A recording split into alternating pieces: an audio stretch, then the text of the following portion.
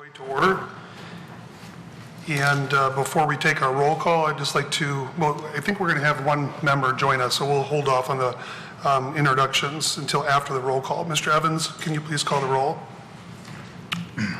Mr. Clark. Here. Mr. Agawas. Here. Mr. Desmond. Here. Mr. Eisenbacher. Here. Mr. Lambert. Here. Mr. Kaltsunis. Ms. Koopa. Here. So we do have quorum for a board, and I believe we do have one person who might join during the course of the business.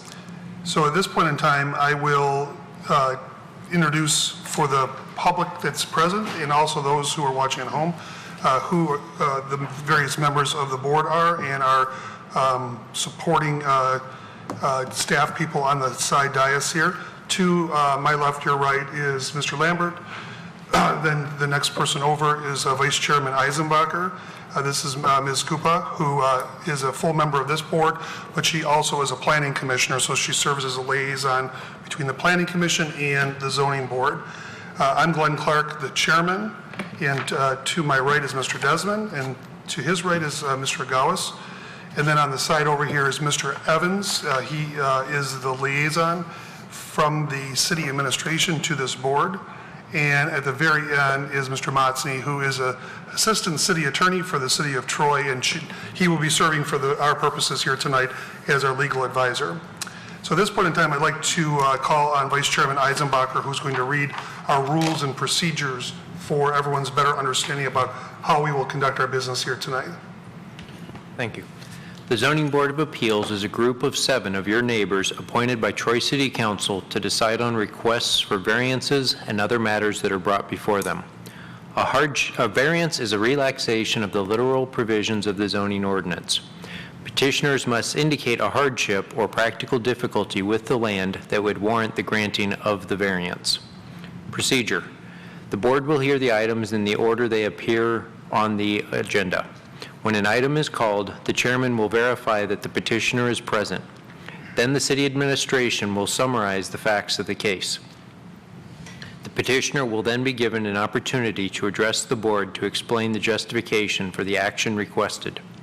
After the petitioner makes their presentation and answers any questions that the board may have, the chairman will open the public hearing. Any person wishing to speak on the request should raise their hand and, when recognized by the chairman, come up to the podium. The speaker should identify themselves with name and address, indicate their relationship to the party in question, for example, next door neighbor, live behind the property, etc., and state whether they are in favor of or against the variance request and give reasons for their opinion. Comments must be directed through the chairman. Comments should be kept as brief as possible and closely pertain to the matter under consideration. Only one person will be recognized by the chairman to speak at one time. At the conclusion of public comments, the chairman will close the public hearing. Once the public hearing is closed, no other public comment will be taken unless in response to a specific question by a member of the board. The board will then make a motion to approve, deny, or postpone the request. In order for the request to pass, a minimum of 4 votes are needed. If the request is not granted, the applicant has the right to appeal the board's decision to Oakland County Circuit Court. Thank you, Mr. Eisenbacher.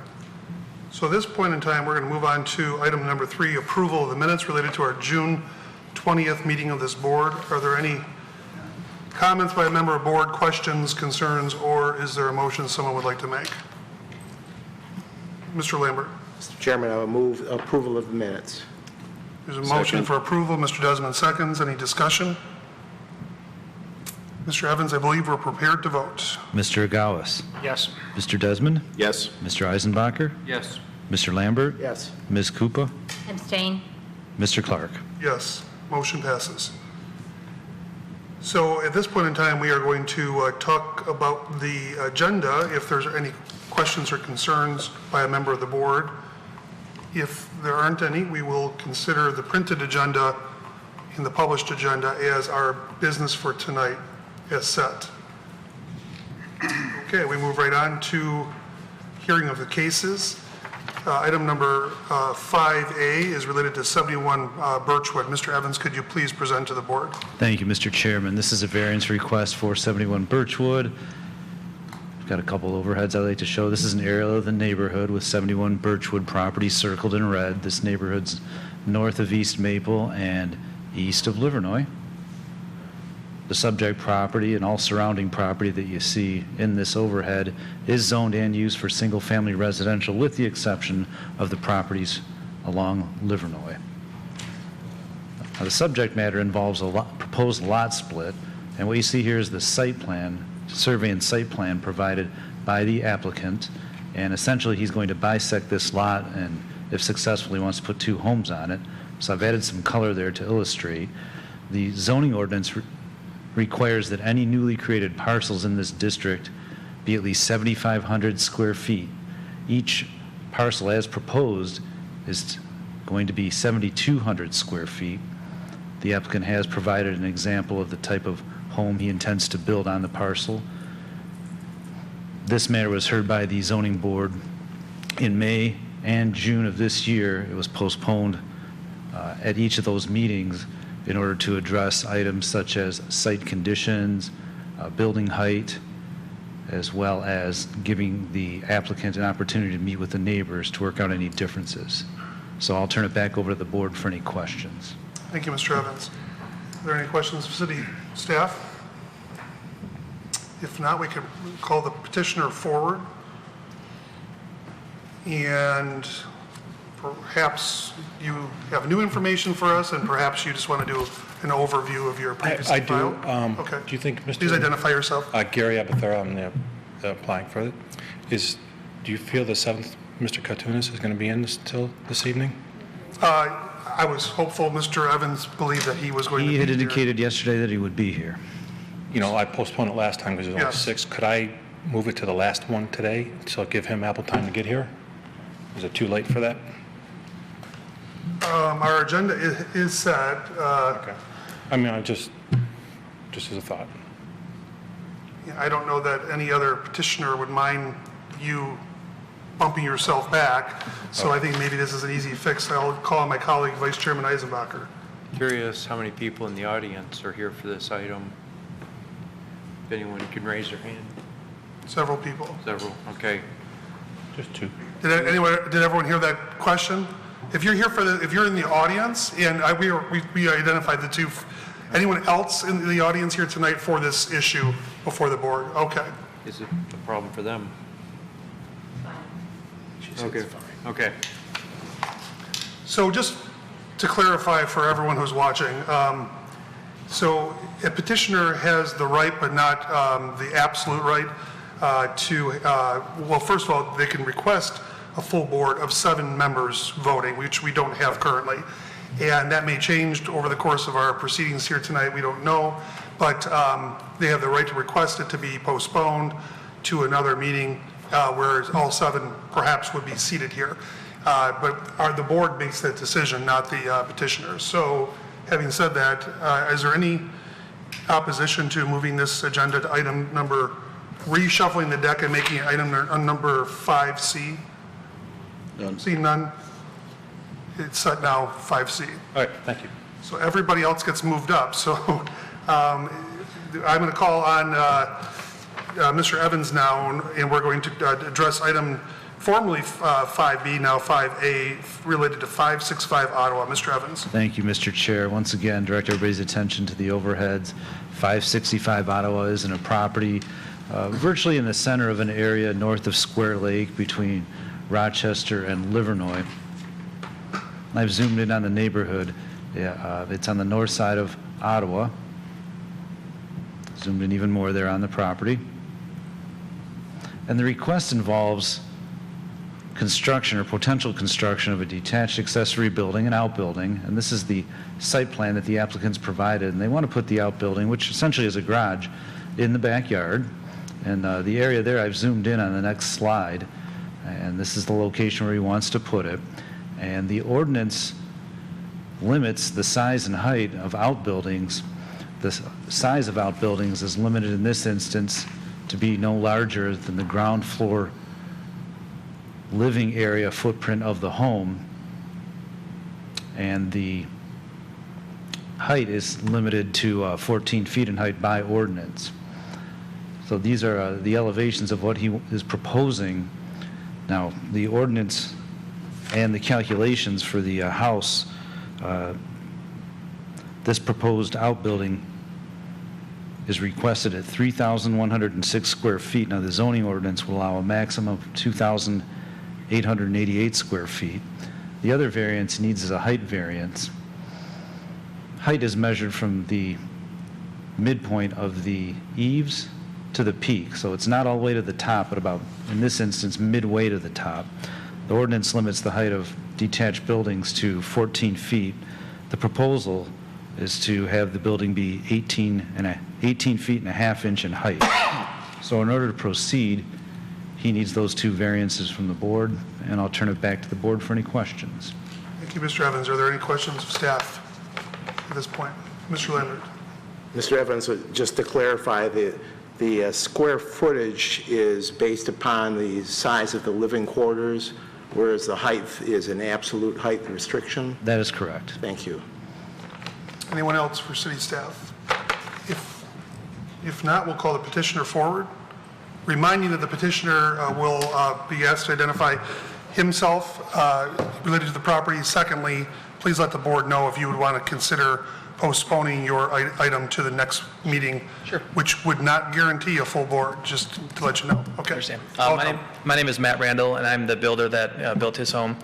It was built about a year ago, and so I brought with me John Spreitzer, and he's the homeowner. Okay. And do you want to address the second item I addressed? Yeah, say that again. Regarding requesting a postponement? Oh, no, we're good. Okay. Yeah. Please Well, proceed. Yeah, so basically what it comes down to is first off, we thought he could build up to 2888, and we didn't realize that you were going to take into account the porch structure, because when you consider the size of his home, I don't believe the two porches, one on front and one on the back, were factored into that 2,888. So when we submitted this, we were under the impression that we were only asking for the variance of the height, not so much the variance for the size. But that's because he wants to dress it up and make it look like it's going to flow with his home. And to do that, he added that 308-foot porch, which, again, personally, I feel like it should be added as footage because the buildings, the home itself wasn't, those weren't included in the size. But the bigger issue here, I think, because I mean, he could maybe find ways to rectify that situation, whether that was removed, which I do think would be, rather unsightly if that were to happen. But I think the bigger case is the height. So it just doesn't work out with what he has for, I mean, in his personal life as far as hobbies and everything else, boating and cars, to do work on your vehicles when you don't have a hoist. So that's why he needs the ceiling height of 13.5. To do that, your midpoint ends up being at 18. Okay. So there are two porches? There's the one porch on the house. Right. There's a huge back porch and then a nice sized front porch. He's probably got 700 feet of porches on his home between the front and the back. And gosh, if you would add those to the actual size, and you'd be talking about 3,500 feet, which is No, allowable. But I don't believe you include them on the home when you set your... it is not home space or living space. Right. In fact, if it was added, the assessor would increase the taxes Right. on your property significantly, I would argue. But I'm not sure. So Why do- that cuts both ways, obviously. Yeah, but why is this one considered footage of the garage? Because you can't keep anything there. It's going to be slab on grade or stone on grade, pavers, whatever he decides. But it's really not footage for the structure.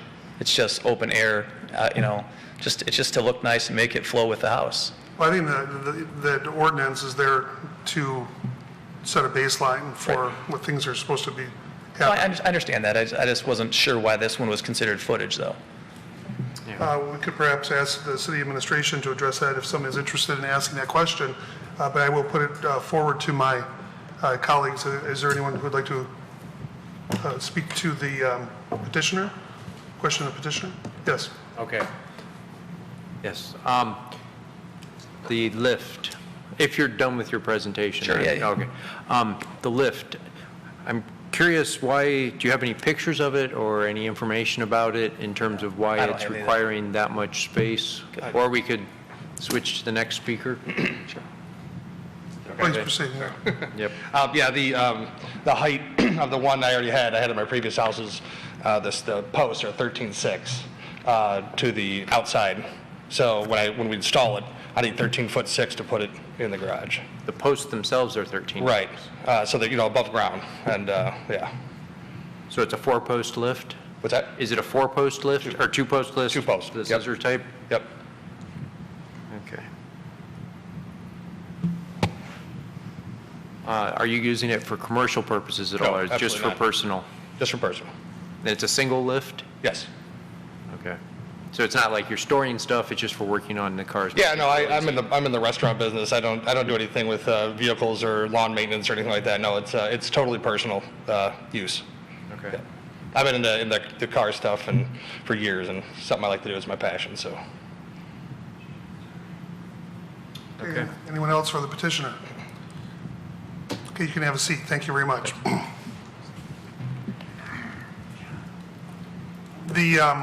At this point in time, we are going to open the public hearing for the general public to address us on this matter. If you're here to address the board, please proceed to the podium and identify yourself. Seeing that there isn't anyone coming forward, we'll close that public hearing and bring it back to the board for any questions of staff. Vice Chairman Eisenbacher. Yes, just to refresh the question from the petitioner, why does the porch count for the garage but not count for the house? Well, for the garage, it's considered part of the building because there's a roof on it. And what the ordinance says regarding calculating the square foot of the house for purposes of allowable accessory structure size, it specifically says the ground floor footprint of the living area. So the main reason is because it has a roof on it. And we would do the same for a house, perhaps, that wants a covered deck. That's considered part of the square feet as well under a separate code. So there's a couple parts of the code that specifically say if it's a building, it counts as floor area. Okay, so that probably related back to the fact that attached garages didn't count, so porches and attached garages didn't count for square footage for calculating garage when they were formulating that ordinance, Which if I order? remember. Which one? Well, the monster garage provisions, because attached garage, they didn't want, the intent was to make the house, the living space less Right. than the attached space. Yeah, so when you have attached garages, it's a different formula. Right. Yeah. So when you made it living space, then attached porches and attached garages don't count. Right. Okay. Thank you. Sure. Anyone else for city staff or any motion to be made by a board member? Vice Chairman Eisenbacher. Well, looking at our criteria for approval, our 5 criteria, I didn't see anything about this request that was against the 5 criteria. Again, my job as the vice chairman, I didn't see no letters for or against from the neighbors on the table, no letters for or against in our agenda packet. No one came to the meeting in opposition to it. This is very similar to the item we approved last week for a very large property, or last month, for a very large property.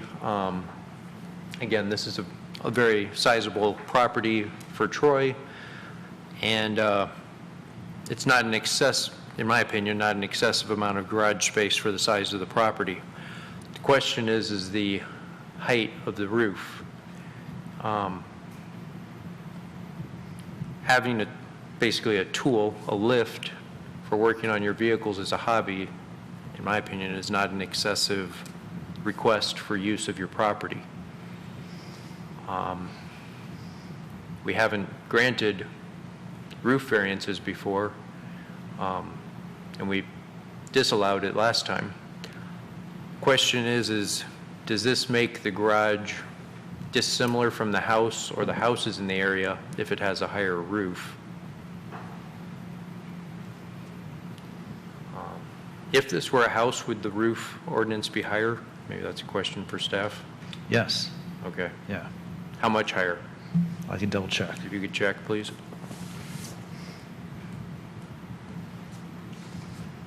And on that note, Vice Chairman Eisenbacher addressed the fact that there were no communications on this matter before the board from the public.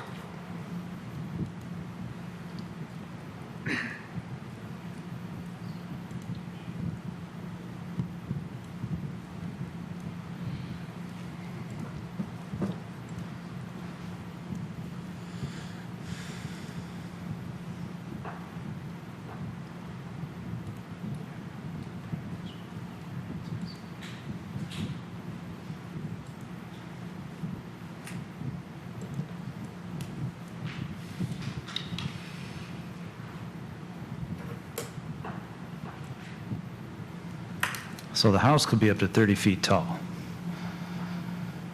Okay. So I have a question for the petitioner, or the builder, about how tall the building is. If you could come back to the microphone, please. I'd like to request the petitioner's representative to come back to the microphone. Yes. I believe the home is right around 25 feet. And Two-story? Yeah, it's two-story home. Yeah, it's around 25 feet. And so as far as, what it does to adjacent properties, number one, this is a 3-acre parcel. And so it's basically shaped all around with trees. So, I mean, I know you're looking to see, does it affect anyone's view or anyone's sunlight? No, it's fully, it's all wooded to the left, and then there's a nice tree line down the right-hand side, and then the back, you really can't even see those homes. So it's a pretty private backyard. Of anyone on that street, he's got as private of a backyard as anybody. And so this garage, when you look at it in comparison to the house, is a real nice continuation with it. It's scaled perfectly. It's not going to be at all a standout monstrosity. It's going to look like, I mean, you're at 18 feet versus the house is at 25 feet. So, and it's just tough when you have a 40-foot wide structure to, even with a 4-pitch truss, it's tough to not have, have that thing get real high, because again, your midpoint, you're 20 feet, so that ends up being a 6-foot tall truss, or I'm sorry, 8-foot tall truss.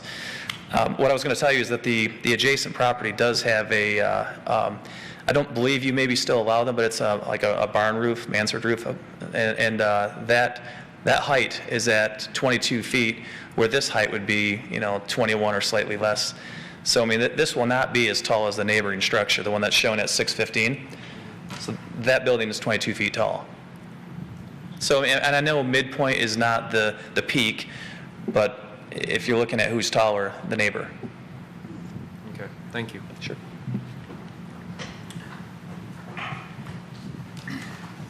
So is there any member of the board who would like to inquire any further of staff or consider business before the board? A quick comment. Mr. Gillis? Going through the statement of practical difficulty, each item seems pretty good. Just for peace of mind, maybe we can discuss the personal nature as opposed to a variance on behalf of the property. More open-ended. So personal preference, really, versus an item running with the land. Is that what you're saying? Well, I guess for the height variance, to go to get the extra height, it's for a hoist for a car collection. Is that considered personal in nature, or is that considered just part of the functional use of the property? That's definitely an open-ended question. Yeah, I don't know. I mean, really, it's, the determination of every board member in that regard. So,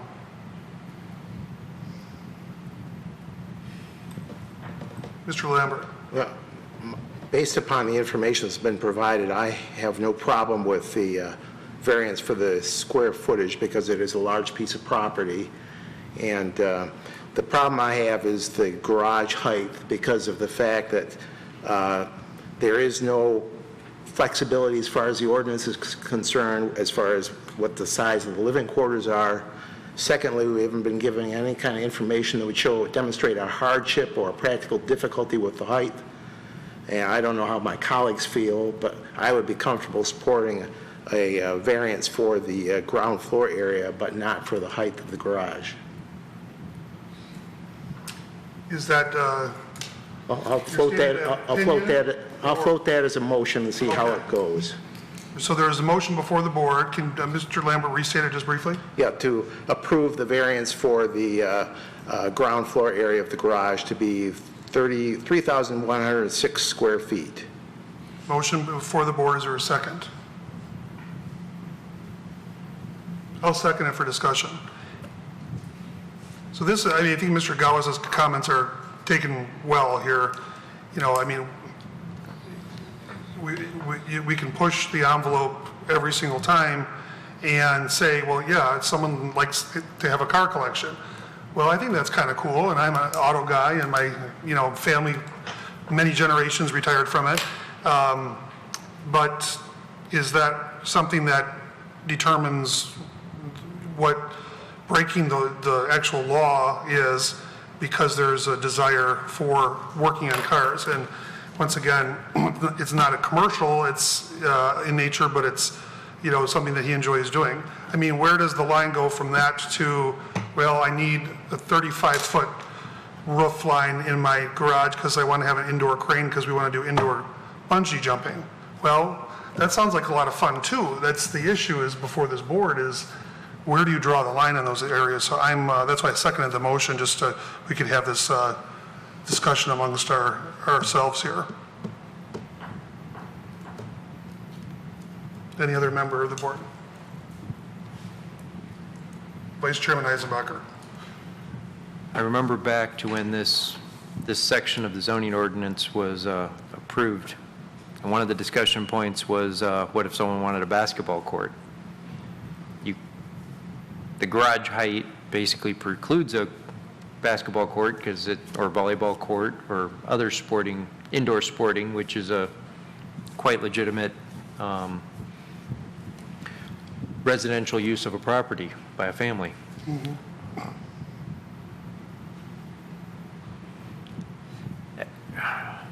The thing that's difficult is yet the lift itself is a personal nature, but being able to use your property for recreational is more than just personal, and that's a difficulty. Sure. So just going back to what the petitioner's representative said about the next door neighbor at 615, Mr. Evans, can you address the height of that structure and why that would be allowed to be so? Does that predate the current I don't ordinance? know. That was the first I've heard that structure was larger, so I didn't take the opportunity to research permit history, potential variances, et cetera. So are there any other members who'd like to be recognized?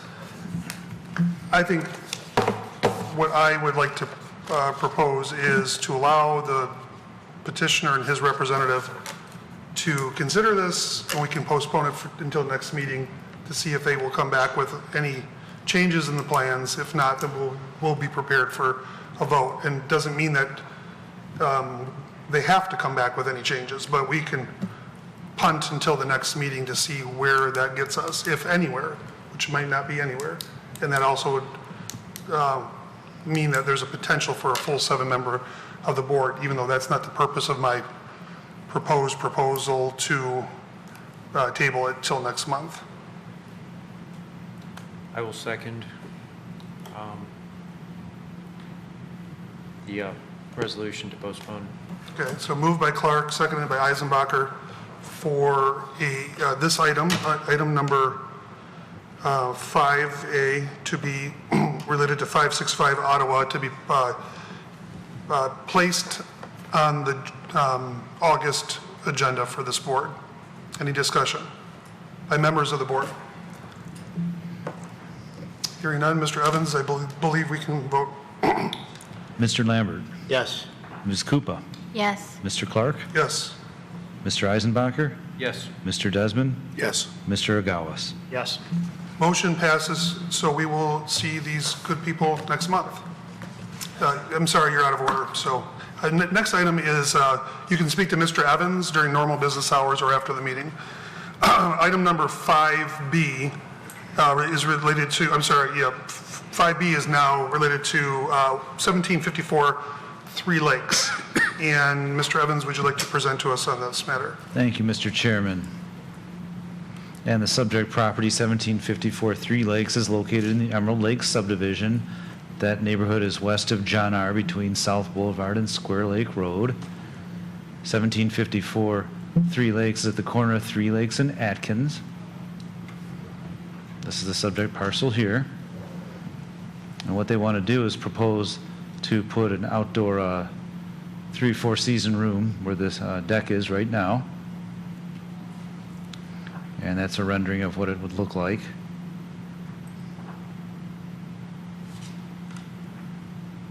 Now I'm going to go back to this because this property is, because it is a corner lot, the zoning ordinance requires front yard setbacks. And because they're required to have 2 front yard setbacks, they can pick which one would be the rear yard and which one would be the side yard. In an instance, since they picked the property line along 1742 Three Lakes to be their rear yard.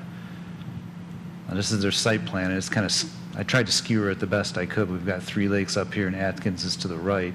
The highlighted area is where they want to put the addition, and they satisfy the side yard setback, but the rear yard setback is required to be 40 feet, and the proposed addition will be 35 feet from the rear property line, which is along that neighbor on Three Lakes.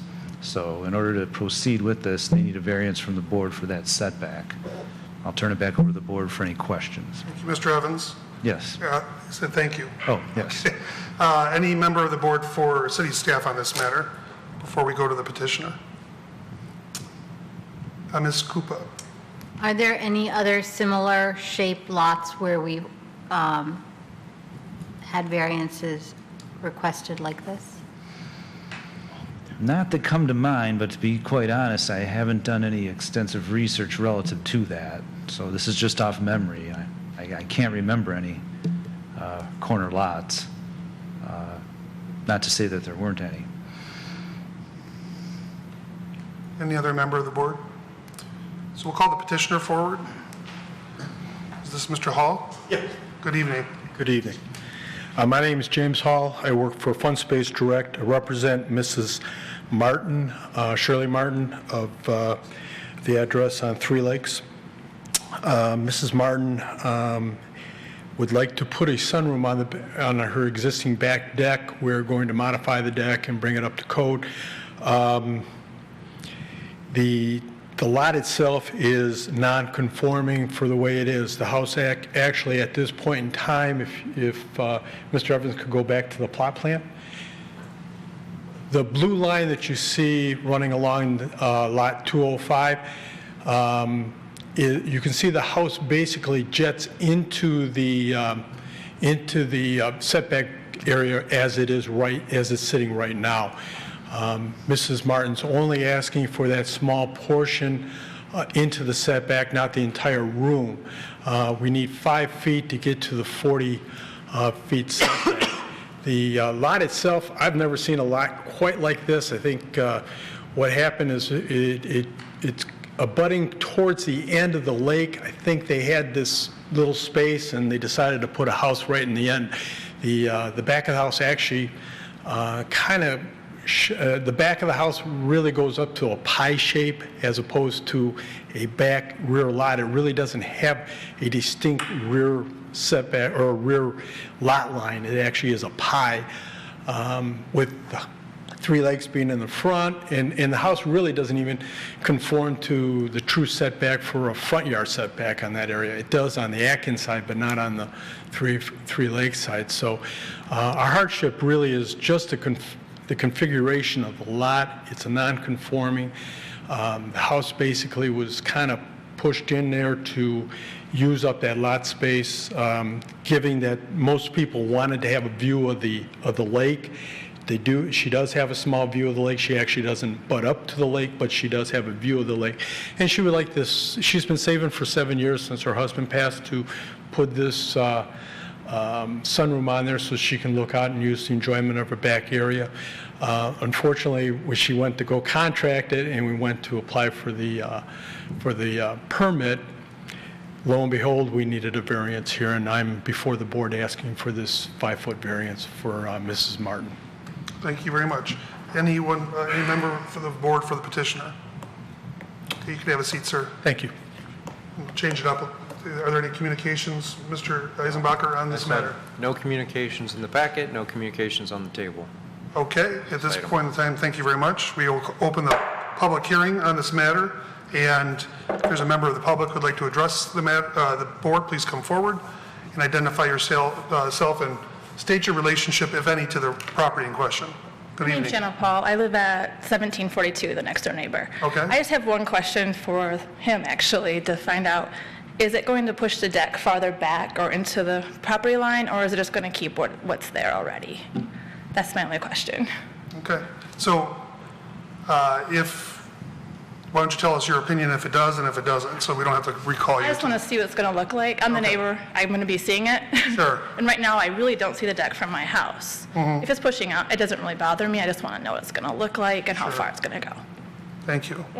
Mr. Evans, can you address that from what's been filed with you? Well, it doesn't appear that the deck's going to be moved at all.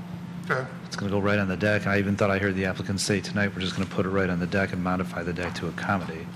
Thank you very much. We don't have to do this, but I'm going to ask for the petitioner to come back, petitioner's representative to come back and just address the young lady's question. Actually, no, we are not going to change configuration of the deck. Matter of fact, it probably is going to be squeezed smaller than it is right now because some of the way that we have to put the steps and so forth, the actual footprint will be smaller, I believe.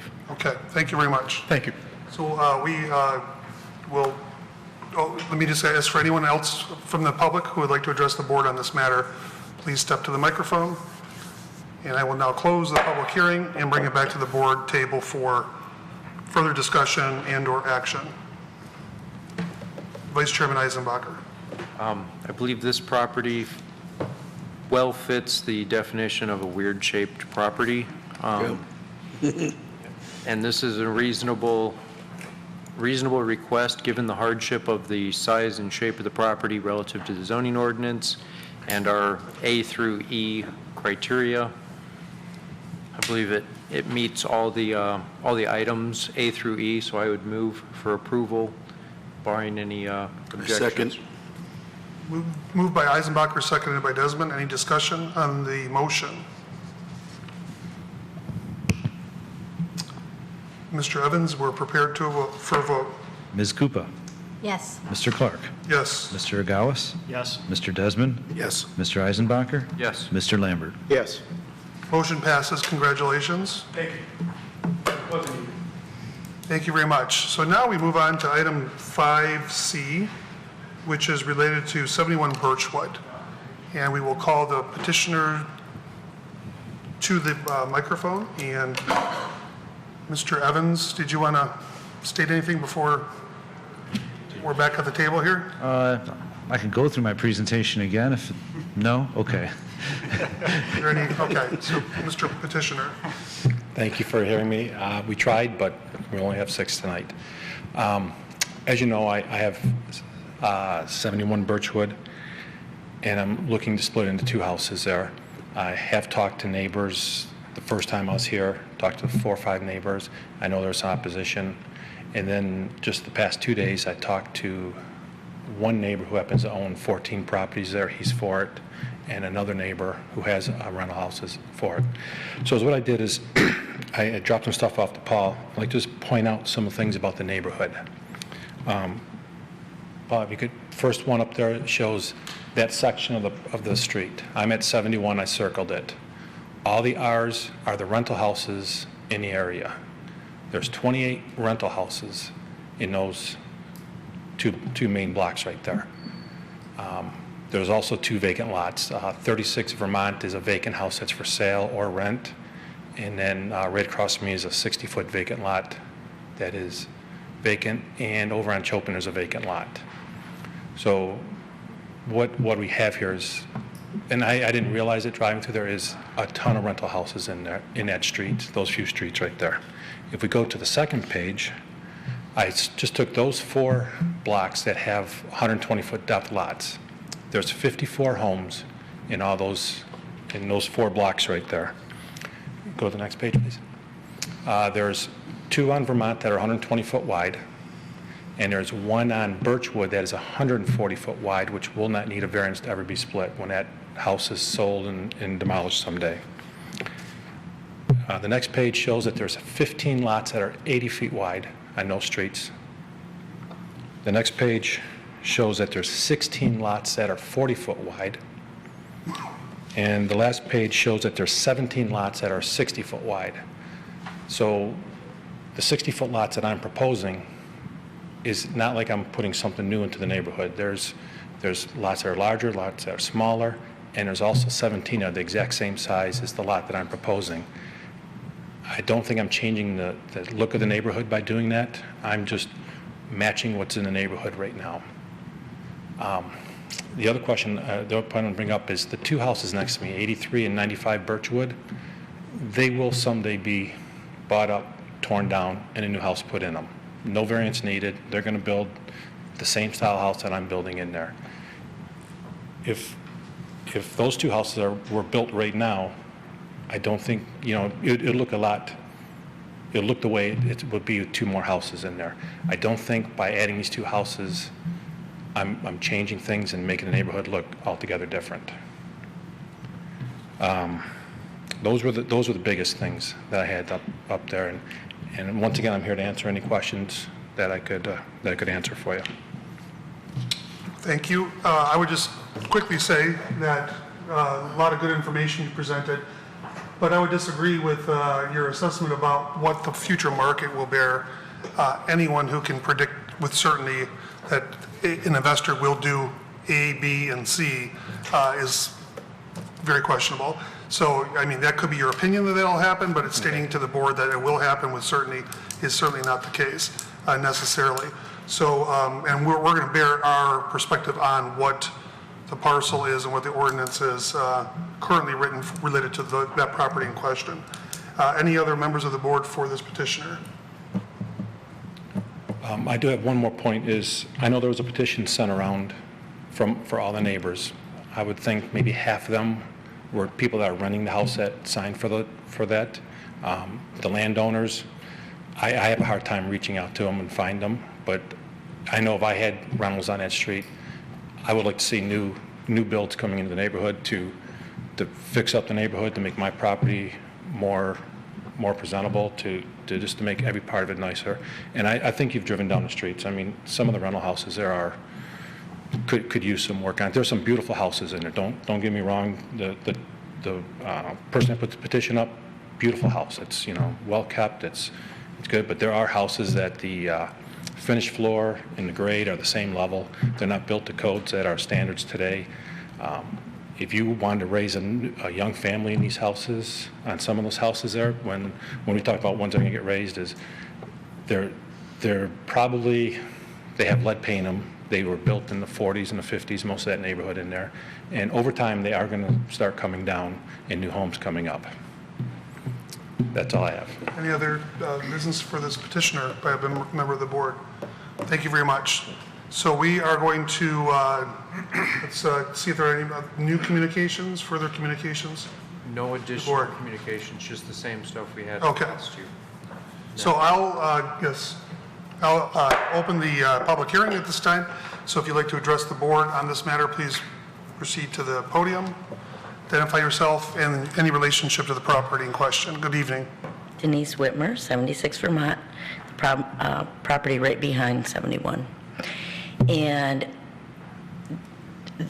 we took up that petition. We personally went to every single house. And we only found out that one of those was a renter after she had signed, and we put that on the petition, marked an occupant. And I'm just trying to think, that was on Chopin, and I believe it was 126, Maston and Chopin. And There are a lot of rental properties, but the ones that we had signed, we asked people, are you the owner? Are you a renter? And they designated that they were owners. And yes, there are builders that own multiple properties in the neighborhood. And I think the major one is John Bogdanovich, I believe it is, and he signed for his individual properties that he owned within the circle of the list that we were given. And I think on that rental list was 84. That's the house that's right next door to us. No, that's not a rental. That was just bought. The house at 35, that's right on the corner, that's going to be right next to the new development that's going on, the Amber development, that just recently went up for sale after we had taken up that petition. And she had signed on the petition. So there's discrepancies as far as I'm concerned in regards to on the petition that we took up, who are rentals and who are not, because we are only aware of one of those. And we spent, I mean, this has been going on for what, 2 months, 3 months? We've put a lot of time and effort in this, trying to be fair and representative of the neighborhood. And there are so many people that are elderly. They don't have computers. They can't, they just don't know about all the stuff that's going on. And so, and a lot of them say, well, they're going to do what they want to do anyways. I said, no, you have a voice. You know, if you want us to be representative of you, you can sign this. You don't have to sign it. We just tell you, you can read it, you can sign it. And so, Can I just interrupt for just a second? Sure. You have the right to say anything you want in front of the board, but I'm just going to say that this board has never considered renters versus non-renters on a petition ever before that I'm aware of, and I've been on this board for a long time. So let's just maybe perhaps discount. Okay, because I thought that was a negative on our. Well, you have a right to continue to address it if you want. I'm saying is, I studied political analysis in college, and the petitioner, although I'm sure he's a great businessman, is not considered an unbiased source here. Okay. So the fact is that he has the right to his opinion, and you can state your opinion on the petition. What I'm asking about is, what do you think about his request to rezone this property and how that's going to impact your property? That's all I'm asking. I think we should perhaps get back on track. I thought I was, like debating this issue. Well, you have the right to do that. I'm just saying, Okay. as this one board member, I want to hear Okay. why you're opposed to this, Why I'm you're in opposed favor to of it, why you're neutral. Because I feel that we are being encroached upon. Okay, so every single property, we have so many of these big houses going on in our beautiful little neighborhood.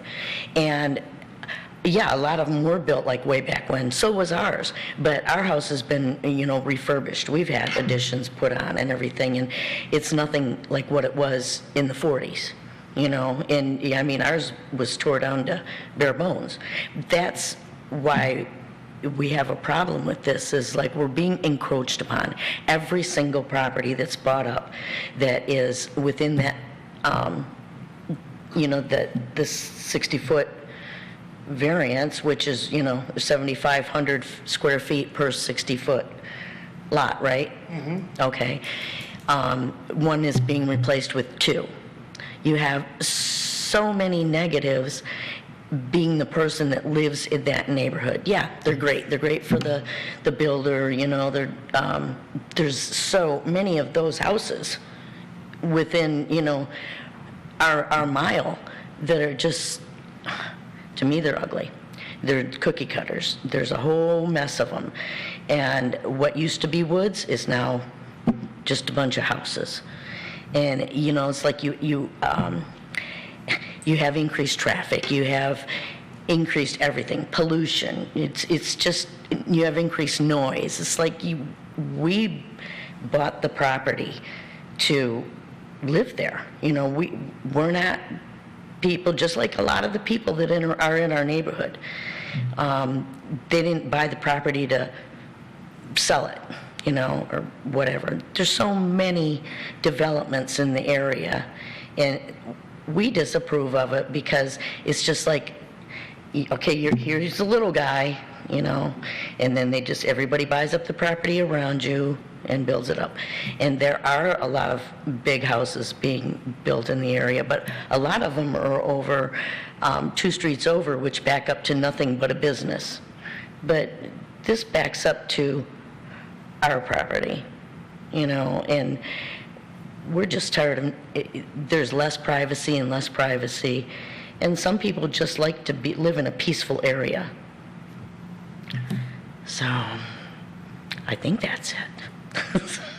And I really don't have anything else to say about the houses that are built on 60-foot lots, because the majority of them are older, and the houses are smaller. And 95 never said they were going to tear their house down. You know, we know them. You know, it's like, so I don't know where the information comes from or whatever. But that's all I have to say. Thank you very much. Thank you very much. Any other member of the public who would like to address the board on this matter, please proceed forward.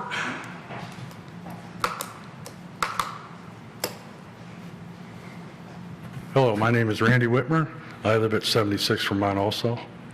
And just to cut to the chase, it's going to cut away our privacy and take away a lot of our sunlight with 2 houses instead of 1 and looking out our back porch there.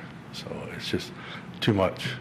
They're going to be cutting down the trees on the side, so it's even going to, it's just bad for our privacy. I don't think it's a good idea. I appreciate you letting me take up the petition last time, all of you. Thank you for that. But I think neighbors have spoken. All neighbors all surrounding the whole property agree with us. So just thank you. Thank you very much. Okay, any other member of the general public who would like to address the board on this matter? Sir, you've already spoken quite a few times. So we're going to close out the public hearing, bring it back to the board for our consideration. Are there any other further questions of staff, or would a member like to be recognized? I have more of a comment. Yes, if that's okay. Mr. Gauss. I'm thinking about this more analytically for a square footage variance. And we have this nifty parcel variance report in our package here that shows 42-something lots.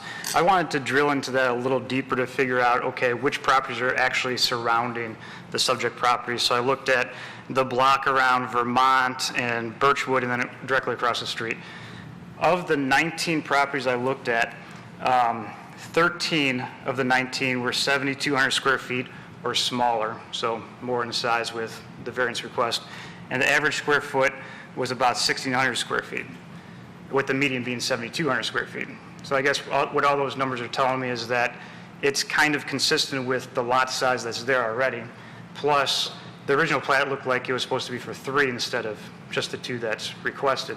So analytically, it seems to fit the, I guess, the nature and intent of the neighborhood around it. Okay, thank you. Any other member of the board? Vice Chairman Eisenbacher.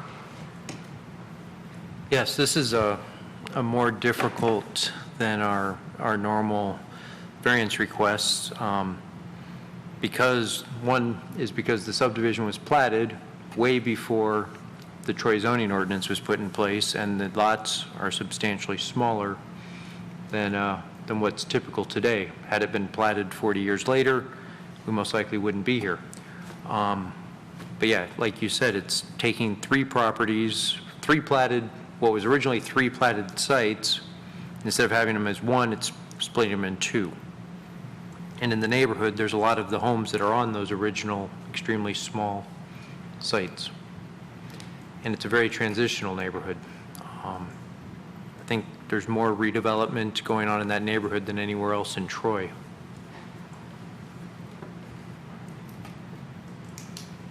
But the people that have spoken to us also have good points.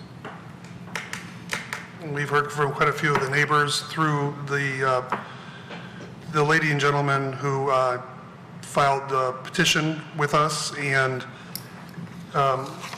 I'm just unconvinced that, once again, giving a developer his extra footage to put on homes that are good for his business is a hardship. I don't see it. I don't understand when you have resident opposition, clear opposition. And I understand that's a neighborhood in transition. I used to live there. And in fact, my cousin and her husband lived on that street.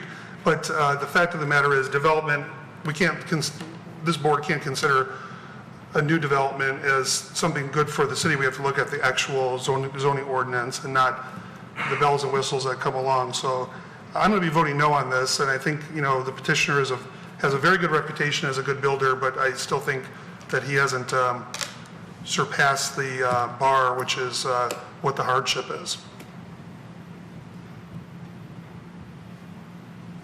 Any other member? I believe we're prepared for a vote, Mr. Evans. We haven't. Oh, I'm sorry. We need to have a motion first. That's right. I was thinking that you had made a motion. Sorry, from the other time. No. I do believe there is a hardship here, and the hardship is the fact that it was platted long time before the zoning ordinance was put in place. The layout of the neighborhood is not in congruence with our zoning ordinance. And taking 3 properties, what was originally 3 properties, and splitting it into 2 matches the majority of the neighborhood, except for these couple lots where they was it 5 feet shorter in the rear. On the balance, I'm in favor. I would move for approval, and we'll see where the vote is. Second. Motion for approval by Eisenbacher, seconded by Desmond. Any further discussion? Mr. Lambert? Just one item. I'm sure that if this were to be approved, and Mr. Abathera would build excellent homes that would be an asset to the neighborhood. However, we're not, as a board, allowed to look at the economics of the situation.